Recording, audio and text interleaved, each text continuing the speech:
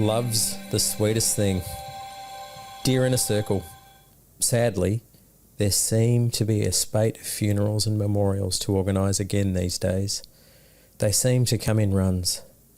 A brave woman entered the chapel clutching a fistful of pictures of her beloved brother when he was a little boy, his cherub face full of life and vitality.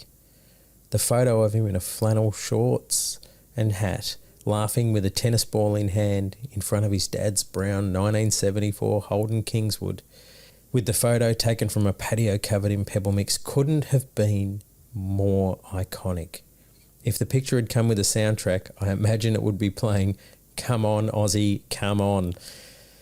She cried as she spoke of their sibling love and rivalry until one day, in her words, he just wandered away. She dried her eyes and thanked Wayside. "Thank you for seeing my brother and not his problems. He was so much more than that, and I'm glad that you saw that side of him. He loved it here." There could be no higher expression of love. A love that knows the dark space between memory and history. A love that learns to let go of what once was and appreciates what became, despite the grief. We held hands and continued to look through the old photos and chuckled through her memories. Memories of splinters from climbing backyard fences, memories from swinging on washing lines, and memories of laughing till their stomachs hurt. We honoured that little boy, so full of life, and celebrated the man he became, who had to walk away from a world not yet ready to speak of mental health. I take comfort in the great distances we have come on that front, even if we still have a way to go yet. Just as she left, someone else was waiting to see me. He sat down in great pain, but we still managed to crack a few jokes.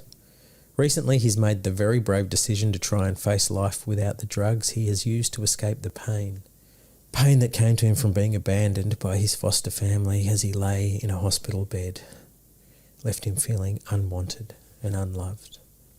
He's a big muscly type, but underneath that is a little boy yearning for love. He'd recently been broken into by a friend, and he placed his enormous hands on his face to hide his tears. "Look, mate, I'd normally find them and I would smash them, but I don't want to do that because I will fall back into hating myself. And then I know what happens next." Facing life unaffected or unassisted is an act of sheer bravery, precisely because it is an act of pure vulnerability. The feelings that many men fear wash in and reveal broken hearts. In fact, most of what men think of anger is really just sadness that has been covered over for too many years. He wept silently, but allowed me to place an arm over his shoulder. As he left, someone else rushed up to me in the cafe with a complaint, but they must have seen the expression on my face because immediately they stopped themselves and gave me a big hug. "You look like you could use a cuppa and a bowl of pudding. My shout." It was little acts of kindness like that that possess a profound ability to reach into the depths of every heart. They remind us that beyond any facade lies a heart that might be hurting, and that sometimes needs a milky tea with 5 sugars and a large bowl of custard and a laugh. Even though I'm lactose intolerant, I ate it all up.